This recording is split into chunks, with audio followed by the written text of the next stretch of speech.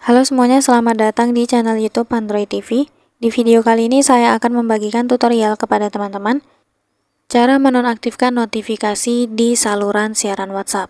Sebelum masuk ke tutorialnya, jangan lupa untuk teman-teman subscribe dulu channel YouTube ini dan jangan lupa juga untuk nyalakan tombol loncengnya supaya kalian selalu dapat updatean terbaru dari channel YouTube Android TV. Oke, kalau gitu langsung saja kita masuk ke tutorialnya.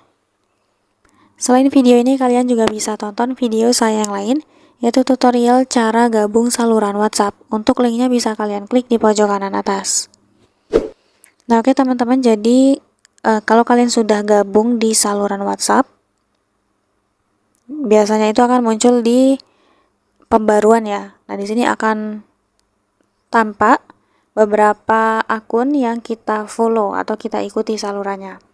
Nah, kalau kalian sudah mengikuti saluran, pastinya setiap ada pesan dari saluran tersebut akan muncul ya di WhatsApp kita. Nah, untuk kalian yang mungkin merasa terganggu dengan adanya notifikasi dari saluran ini, apalagi kalau kalian join banyak saluran ya. Kalau semuanya aktif tentunya ribut teman-teman HP atau WhatsApp kita ini.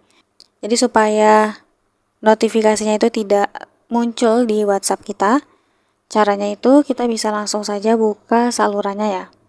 Seperti ini. Nah, kemudian di atas itu ada lonceng, ikon lonceng. Nah, itu kita klik saja teman-teman. Nah, maka dia langsung dinonaktifkan atau dimatikan notifikasinya.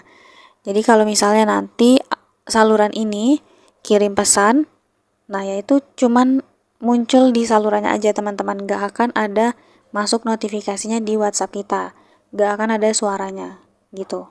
Jadi kita tidak akan terganggu ya dengan adanya saluran ini. Jadi tentunya ini kita harus nonaktifkan satu persatu ya teman-teman, seperti ini. Nah gitu.